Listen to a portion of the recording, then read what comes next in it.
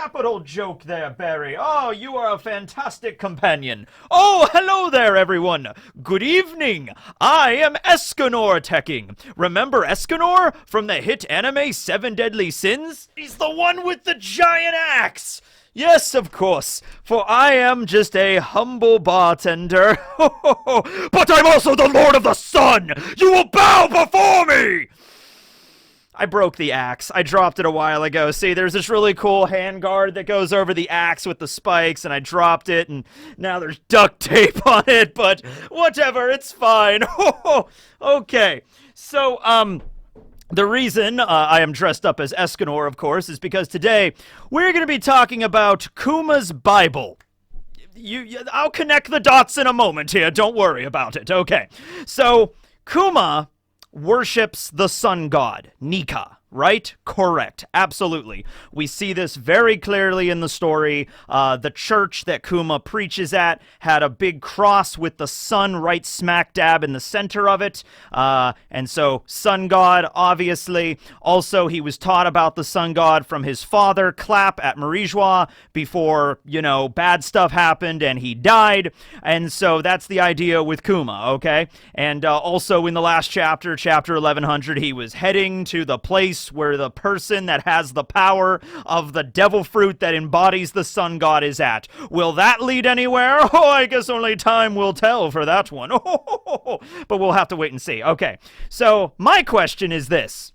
What's in that Bible? Okay, first of all, let's ask that question. Where did he even get the Bible? Okay, so the Bible seems to be, because for a while there, I was wondering, did Kuma write the Bible himself? Apparently he's up there as the pastor of the church. He's up there at the altar, at the little booth thing, preaching the gospel of Nika to the rest of the congregation, or whatever, the old people of the town, being like, oh yes, we're going to the church on Sunday. We're going to listen to Kuma talk about the sun god. It's like, okay, cool. Did he write the Bible? Is this a religion that's pretty common in the One Piece world? I would say not so much, because the world government seems to be very adamantly against people preaching the idea of a sun god. Remember this. When Who's Who was explaining this whole thing to Jinbei, when Who's Who was locked up for failing to secure the Gamu Gamu no Mi, a guard basically told him about the sun god, through the bars. And then, the next day, the guard, disappeared. So that's a soldier, a guard of the world government, hey, don't worry about it, Who's Who. There's this sun god, okay? And he's going to bring joy and happiness and smiles to everybody. You just got to believe. And then Who's in the cell, all right, that's interesting, tell me more about that. And they talk a little bit, and then that guard just mysteriously vanishes, and that's when Who's Who was like, all right, I'm probably next. I got to get out of here, right? So the government is definitely not on board with people preaching the gospel of Nika, let's say. So I would imagine it's not a widespread religion. Also, the world government seems to me like they have the little vibe that they want to also be on top of the government, also to kind of control religion in the world. They basically probably want people to worship the world government as a religion. Actually, now that I think about it, the world government sigil also resembles a cross in a particular way. You could see this as a religious symbol, right? And it actually reminds me of a similar way that the ancient Egyptians set up their society. It wasn't just the ancient Egyptians. A lot of the early civilizations did something similar, but the basic idea was everything was kind of centralized under the thumb of the king or the ruler, okay? So you would have the main government body that made the laws, but then you would also have the bank as well as the church, or not the church, but the house of worship, the temples and everything. All of that, the religion aspect, would be under the same umbrella that encompasses the ruler or the king of that empire, okay? So I could see the world government doing something very similar.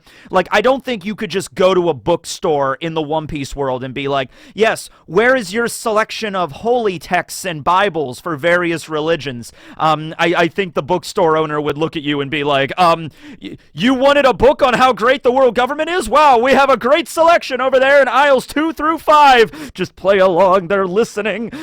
Cipher Pole 2 is in the back room. It's something like that, right? So where did the Bible come from? Originally, I assumed Kuma might have wrote the Bible. And in fact, there is one panel in One Piece that collaborates that. Remember when Kuma arrived at Thriller Bark and he meets Perona there? And, Perona's just like, who are you? And everybody is like, that's the tyrant, Bartholomew Kuma. He's the most evil pirate that ever did live. He's gonna kill us all. We need to escape. And then Kuma's just like, if you could go anywhere in the world on vacation, where would you go, pink-haired ghost girl? And Perona actually plays along and is like, well, actually, I would love to go to a dank, dark island with a creepy Dracula castle and a swamp. And then I would just sing curses until the end of my days. And then Kuma, we actually do see it in one panel. Kuma opens up his Bible and he takes out a pencil or a pen or something. I'm not sure what the writing implement was. And takes scribbles a little note in his Bible and then shuts it and then poop and then pops her away off to Kuragana Island to the Gloomy Kingdom, which is where he eventually sends Zoro and where Mihawk lives. And we saw him visit Kuragana in one of the most recent chapters where he traveled the world trying to find a cure and learn more about the illness and everything like that, right? So I was like, okay, he takes notes in the Bible. Maybe he's writing the Bible, okay? However, I have another explanation for this now, and it's actually way more impressive that ties back into the lore of the Void Century and everything like that, okay? So we know that Kuma's family lived in the church before Kuma lived there, okay? So back in the day, his father, Clap, was the pastor at that Sorbet Kingdom church. Then they all got captured by the Cipher Pole, got thrown in Marijois as slaves. Kuma's mother, who I don't believe we ever found out her name, she's dead. Clap gets shot by one of the members of the Tenryubito while explaining the sun god while doing the Nika dance, gets shot in the head. I wonder if that has to tie back into anything. Probably not. Anyway, Kuma eventually gets out of Marijois. They go to God Valley for the extermination tournament, and then he eats the pawpaw fruit, and he's able to escape with Ivankov and Ginny back to his homeland, back to Sorbet. The church that his family lived in was still there. I imagine the local townspeople, they really liked Clap as the pastor, so they made sure to keep track of the church, make sure it wasn't demolished, and all the personal things, they wouldn't steal anything out of the church, okay? So Clap's Bible that he used to, preach when he was the pastor was probably still there, either in the church or one of the townspeople held on to it, to give to Kuma when he returned, okay? Now, did Clap write the Bible? No. If we're going along with that logic, let's back up for a moment here. Kuma and Clap were members of the Buccaneer race. We don't know much about the Buccaneers other than the fact that they committed some cardinal sin a long time ago, at least from the Gorosei and the world government's perspective, they committed a sin, and they have giant blood in them. Okay, well, who else committed a cardinal sin way back in the day and was known to be a pretty large person, like a giant or has giant blood? I'm gonna go with Joy Boy for $500, sir. Yes, exactly. Joy Boy was most likely a buccaneer because we see the straw hat Joy Boy wore in the freezers at Marijois in the dungeons, and it's a big straw hat. Not quite big enough for a proper giant to wear like Dorian Broggy. It wasn't quite big enough for that, but somebody like Kuma or Clap putting it on, or possibly Whitebeard, it would fit very well. Maybe Whitebeard was also a member of the Buccaneer race. Who knows, right? If the only prerequisite is just having giant blood in you, then I imagine there's quite a few characters in One Piece that might qualify, but there might be something else to it. Who knows? Because it was mentioned Kuma was the last one, okay? Just like how King was mentioned to be the last Lunarian, but there might be others. We just don't know, okay? So what if Joy Boy wrote the Bible? What if that Bible that Kuma, holds, and wherever he is, and no matter where Kuma is, even if he's an unthinking, emotionless robot, he's still wielding that Bible? And I think there's a practical reason for that, so Kuma is distinguishable from the rest of the murder Terminators that are based off of him. So if you see one of the Kumas holding the Bible, that is the real Kuma, or at least his original body that's now the PX-0. When he goes to fight, he's always holding the Bible. Even when he guarded the Sunny for 2 years and he was the PX-0 at that point, he still held on to that Bible, all right? So I'm thinking, I used to think the Bible might have contained like information to be uploaded into his brain. Like the Bible contained like a flash drive or an SD SD card or the equivalent or something that Vegapunk put in there. So it's just like, yes, I will plug my memories into myself and I will remember who I am. What if it's not so much relevant for Kuma, but it's relevant for like the actual story? Like there's world building and lore inside of that Bible. Like Joy Boy wrote that Bible and then passed it down through his family, his children and grandchildren, eventually making it all the way down to Clap, and then Clap held on to it, got captured, but maybe he hid it in the floorboards of the church or gave it to somebody before he was captured or something, and now Kuma has it, okay? And I would assume the PX-0 Kuma, who was, sending all the way from Kamabaka over the red line, fighting Akainu, and now rocketing towards Egghead, we can assume, still has that Bible. I don't think we saw it on him, but it might be like in his like jacket or something like that, because he always has that Bible on him, all right? So yeah, maybe like, obviously Bonnie needs to have it because that's like a keepsake from her father, but it might be a thing where what if like they find the Bible, like Kuma gives the Bible over to the Straw Hats or Vegapunk or Bonnie or somebody. I would love to see Robin open that up and actually read that thing and be like, what is this? Because, like I said, there's probably not a lot of Bibles in the One Piece world just because of the world government's, rule over everything, okay? So maybe, I would just want to be fascinated by, like, Robin's reaction to the thing. Like, she looks at it, she looks at the cover, she looks at the back of it, and she's like, oh, wow, okay, this is interesting. And then she reads it, and maybe there's a bunch of stuff about the Sun God in there, but it might also include, like, a personal message written by Joy Boy. All of the information about the Void Century might be in that damn Bible. The Bible has all the answers, ladies and gentlemen. It has that. Maybe it explains where the fourth road poneglyph is. Maybe Kuma was taking notes on that, so that's more recent information in there.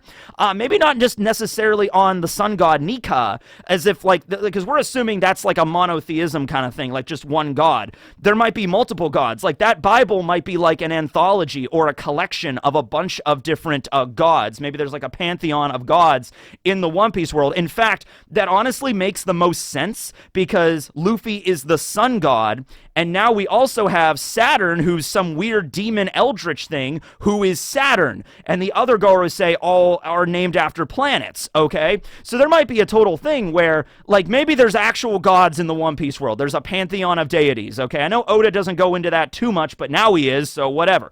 So maybe those gods, like there's an actual sun god Nika, but, they don't get involved with the world too much. Rather, they have avatars, and those avatars are through their devil fruits, okay, through their mythical zones, okay, so that's how they enact their will onto the world. They, like the sun god Nika is not gonna, like, descend from on high, like, I am the sun god, knock this shit off, bam, and just claps, and the whole, like, world government explodes, all the Tenryubito just get Thanos'd into dust. Probably nothing like that. However, it could be a thing where their, avatars, their forms are through the devil fruits. So Luffy has one, but also all the Gorosei have one too, except they've had it for like 800, 900 years. That's what makes them functionally immortal, which also makes me think, wait a minute, let's say the reason why Saturn and the other Gorosei are immortal or they haven't aged in like 800 years is because they have their mythical zones, and it's like they're the like god zones, okay? Well, what if Luffy is also functionally immortal for that reason? Like, Luffy is the same kind of class of mythical zone that the other five have. Also makes sense why they would want the Sun God fruit, because it's like the only devil fruit that can, like, challenge their domain. It's the one devil fruit that's split off. Like, they have all the powers of the gods, but there's one god fruit that's out there bouncing around and they don't know where it's at. Actually, very apropos that it's bouncing around because it's also the Gumu Gumu no Mi, right? Okay, maybe something like that, right? But anyway, let's look at the actual Bible itself, because Oda has drawn, like, what the cover and stuff look like in pretty decent detail, okay? So the original version of the Bible right here, it was more of a golden color, as well as Kuma's original jacket was orange. I kind of wish they would have kept the orange color palette with Kuma. I think it just works a lot better, okay? But we see the cover of the Bible, and we see a figure on it.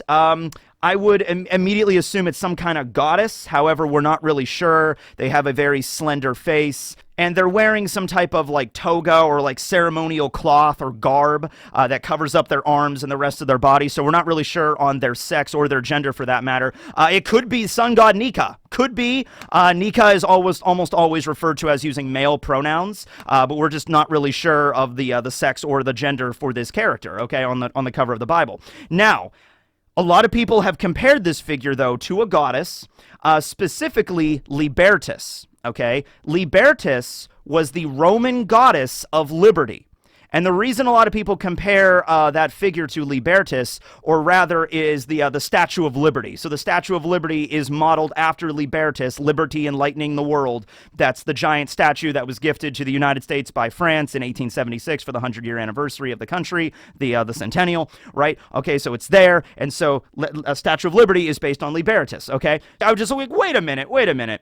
If that is the case, if that is the basis for the figure on Kuma's Bible, it's supposed to be the goddess of liberty, let me just look up the definition of liberty. Let me just open up a dictionary and the definition of what liberty means in that form. Liberty is the state of being free within society from oppressive restrictions imposed by authority on one's own way of life, behavior, or political views. Okay, so that's relevant in a lot of different ways, but let's just focus on the One Piece reason right now. State of being free within society from oppressive restrictions imposed by authority. So that's the world government, or rather more specifically the Tenryubito in like every single definition, okay? Also the idea that everybody that has the will of D is striving for that sense of freedom. So we don't exactly know who the figure on Kuma's Bible is, but if it was supposed to be modeled after liberty enlightening the world, Libertas, I could definitely see that, especially if that Bible was handed down through the years and Joy Boy was a buccaneer and is the distant ancestor of Kuma himself. I could definitely see that 100%. Something else interesting about the actual bindings of the book, we don't see the back cover too often, but we do see it at least once. And on the back cover of Kuma's Bible, there is in fact the same symbol that Kuma has on his jacket. So it's a circle. It kind of looks like a sniper scope, honestly, like, you know, like the sniper reticule, like you look through it and you're like playing Call of Duty World at Warfare, or World at Warfare. Call of Duty World at Warfare. You know, but, you know, something like that, right? It's like a sniper scope, okay? But in the more simpler terms, it is a circle that has like a cross pattern through it. Not through it the whole way, but like an idea. That you can kind of see the similarities there, especially when you see that cross at Sorbet Kingdom. You know, it's not the exact same symbol, but it's pretty close. The idea that Kuma worships a sun deity. The sun is almost always referenced as a circle in mythology in our world, usually a circle with a dot in it, but sometimes just a circle, because from the perspective of ancient people, they wouldn't even know the sun was a sphere. They would just be, it's a disc in the sky. It's a circle. That's all it is from your perspective. Right? So you have a circle and then you have like the cross design. It's interesting because that back cover of the Bible, if Kuma didn't write the Bible, if that was a Bible that's been around for a while, that means that Kuma looked at that back cover and he designed his jacket, his outfit, based off of that symbol. It wasn't like he made the jacket and it's like, whatever. No, it was like, oh, I like that symbol on the back cover of this Bible that I always hold around with me. So I'm going to use that symbol for my like fashion sense. All right. So there it is right there. Now, as we said previously, Kuma does take notes in the Bible. He does, like, write stuff down and stuff like that. It could be just notes on where he sends people. Like, he keeps track of, like, I sent Perona to Kuraigana Island. And then maybe after Sabaody, he also wrote down, like, I sent Sanji to Kamabaka. I sent Usopp to Boeing Islands. You know, he could have done all that, too. Or he could write down actual notes on, like, the stuff in the world he witnesses. And so that's, like notes for somebody later to read, like possibly Robin. I would really like it, honestly, if, like, let's say Robin gets the Bible and reads it and is like, this has information about the Void Century and Laugh Tale, and we could really use this on our final journey. Maybe the Straw Hats have it for that journey, but then after everything is said and done, after the story has concluded, Robin returns the Bible to Bonnie, because Bonnie really, that's like a keepsake from her father above all else. So maybe something like that, where it's like Bonnie's like, okay, you can hold on to the Bible for now, but I do want it back at some point. And then maybe like Bonnie will become the next pastor at the church in Sorbet or something. That would be interesting after the whole adventure is over and the Tenryubito have fallen and the revolution occurs and they find the One Piece and everything like that, right? But yeah, might be Libertas, though, on the cover, although it might be another figure altogether. It might be the sun god themselves. We're just not 100% sure. You know, at this point, I really just wanted to go through, at the end of this video, I wanted to go through some sun mythologies that existed in our world already. Maybe Oda might draw from this, maybe not, but it's just some of the sun mythologies because I'm a history and mythology dork, so I just wanted to bring that up here, okay? So probably the first one that a lot of people are going to bring up is Ra, because the winged dragon of Ra, I actually do have the winged dragon of Ra. Hold on a minute. I'm going to shatter the illusion. I'm wearing jeans. The winged dragon of Ra. Yes, okay. Funnily enough, we actually do not know how Ra is pronounced in the ancient Egyptian, the way they pronounced it, because sometimes it's R-A, sometimes it's like Re, sometimes it's like Rhea, so we're not really sure, but I'm just going to go with Ra, because the sun god of Ra, and the winged dragon of Ra, mega ultra chicken. Okay, so the Egyptians and a lot of other cultures did not just have one static sun deity. Ra was the sun. But there's different aspects of the sun, especially from ancient cultures, okay? Before the sun even rises in the horizon to the east, you have wisps of light coming off of the horizon as it's beginning to rise, okay? Then you have the actual sun beginning to rise over the horizon. It's giving off light, but not so much heat yet, okay? And the Egyptians had a name for that. That was Khepri. Khepri is a scarab beetle god that, much like how beetles push and roll their own dung, like that, Khepri is in charge of pushing the sun into the sky. So there's that. There's Khepri as the morning sun. And then as it reaches the apex, there's another version. And then when it does reach its apex, that is Aten. Aten is the disk of the sun, but more specifically, it's the sun at its zenith, at its apex of power and heat in the sky. It's Aten. Aten becomes relevant later because of Akhenaten, the pharaoh that effectively tries to remove all the other gods and begin one of the first versions of monotheism in the world, actually, but then he eventually dies and they go back to the old ways. Akhenaten's son, King Tut, was responsible for that, so that's an interesting little story. So the sun then begins to set. There's another version as it's setting, and then when it is setting, that is when Atum comes into play. Atum guides Ra into the afterlife, into the setting sun, and then goes through an adventure in the afterlife, and then rises again. And that's kind of the story in ancient Egyptian lore. Also, Ra is not always just Ra. Eventually, Ra becomes Amun-Ra.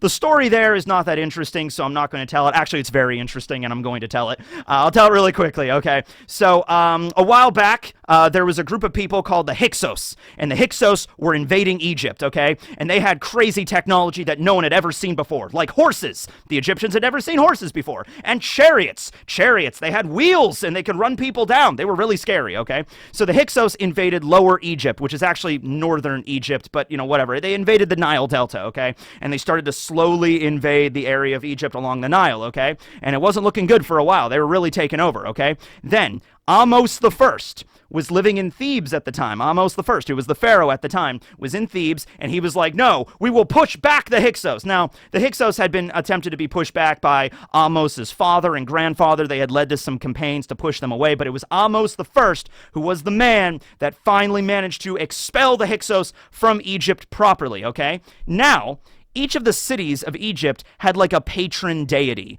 okay, sort of like a city mascot kind of thing. There were multiple deities because there's a crap ton of Egyptian deities. But anyway, the local deity, the patron deity of Thebes, where Ahmose the First was based at the time, was Amun. So when they pushed away the Hyksos, it was viewed as yeah, Amun, he shot through the popularity rankings of Egyptian gods. And so Amun merged with Ra, who was already one of the most popular deities, to become Amun-Ra. Isn't history and mythology wonderful? I love it. Okay. Every single group of people, even before we get to the, settling down and agriculture, even if we're just a bunch of, scattered tribes throughout Africa and then eventually throughout Europe and Asia, I would imagine every isolated tribe had a different viewpoint of what the sun was, and a lot of those will probably just be lost to history and we'll just never know, but there's a lot of them, I can mention Sol and Mani. They are in Norse mythology. They are two children that are being chased across the sky by a pack of evil shadow wolves. Okay, so Sol is the sun, Mani is the moon, and the reason that the sun and the moon go throughout the sky, like they rotate through the sky, is because they're being chased. Christ. So that was the idea that the Norse had, okay, in their mythology. And it also ties into Ragnarok because eventually the shadow wolves that were created by like a gigantus will eventually catch up to Sol and Mani, devour them in the sky, and then no light, no sun, no moon, and the world goes dark, and then Ragnarok is kind of right around the corner. That's like one of the signs of Ragnarok is Sol and Mani get devoured out of the sky by a pack of wolves, everything goes dark, and then this great battle, the battle to end all battles occurs, which is Ragnarok, okay? Of course, I'd be remiss to not mention the Japanese deities. Of course, we have Amaterasu, who's the goddess of the sun, and her sibling Tsukuyomi, the god of the moon, as well as Susanoo, that storm god. Oh, man. Susanoo gets up into a bunch of crazy shenanigans in Japanese mythology, let me tell you. But yeah, Amaterasu, yeah, she spends most of her time in a cave, and actually, eventually, well, okay, so this is another part I love about history, okay, because history was not written kind of in the same way back in the day. It was more of a narrative. It was a story. And then eventually people began to tell history more like now, like writing down dates and keeping things like accurate and kind of like, you know, straightforward, okay? But it wasn't always like that. However, you can kind of look back through history and you could see the stitchwork that was attempted, as it were, from combining actual history, stuff that is like verifiable, stuff we know happened, to myth, which is like, that didn't happen, okay? So the first emperor of Japan was Emperor Jimmu. Probably did not exist. He is most likely a mythological figure, but it is the attempts to combine, like, okay, Japan has emperors today. Like, there still is an emperor of Japan. So the idea is you can follow that line all the way back to Emperor Jimmu, and Emperor Jimmu is the grandson of Amaterasu. So that was their attempt in the mythology to tie it all together, like, okay, the gods of the old days, like Amaterasu, directly lead into the emperor, the first emperor of Japan, and then we have a line of emperors that continues all the way up to this day. Obviously, the real line of succession with the emperors and everything is very complicated. It's not just a straight line, one after another. There's splits off and different different people that take over, and then there's like shogunates and stuff. Go and look at Useful Charts. Matt Baker over on Useful Charts does a great job at really laying it all out. So I love his channel. But yeah, so that's that. Another really good myth that I love. So this is from the Luhya people. Which are a group of Bantu from Kenya. So the Bantu were a group that lived in Western Central Africa a long time ago, and then they had a migration period, and they traveled more into Southern Eastern Africa, okay? And so, which is where Kenya is, okay? So there's the Luhya people that have a belief in a creator god, all right? So there's a creator god that took the sun and the moon and put them in the sky at the same time. However, they began to fight and bicker. So the sun, beat the crap out of the moon, and then the moon got back up and beat the crap out of the sun. So the creator god had to show up and be like, enough is enough. Sun, you go over here in the day. Moon, you go over here in the night. And you will play nicely from now on. I love that story, because it's basically setting up the sun and the moon as, like, bickering siblings. It's like Zoro and Sanji were, like, siblings that were put in the sky at the same time. Hey, how come you get to be in the sky? How about come you get to be in the sky? And they just start fighting each other, and then Dad has to show up and be like, no, you go over there, and you're gonna like it! So I love that myth, from the Luhya people of Kenya. So, yeah, there's a lot of other stories, obviously. There's Inti, who was the sun god of the Incan people, in Peru way back in the day. Inti was just a sun with a face. Hi, Inti. How are you doing? Right? And so, yeah, probably also the name of Inca. That's probably where it comes from, is their god, Inti. So, yeah, there's obviously a bunch of deities of the sun. Essentially, every civilization at some point worshipped some kind of sun deity, sometimes multiple sun deities. But I just wanted to bring a few at the end, because maybe Oda will adapt some of that into the story. Maybe he will, maybe he won't. Who knows? But anyway, this is Escanor Teching. I just wanted to, say hello to everyone. It's been a while. The Seven Deadly Sins ended. There's some sequel story going on, but I'm not in that, I think, so I don't really care. I haven't really read it. But anyway, thanks for watching the video, everybody. This will be Escanor signing out. Later, everyone!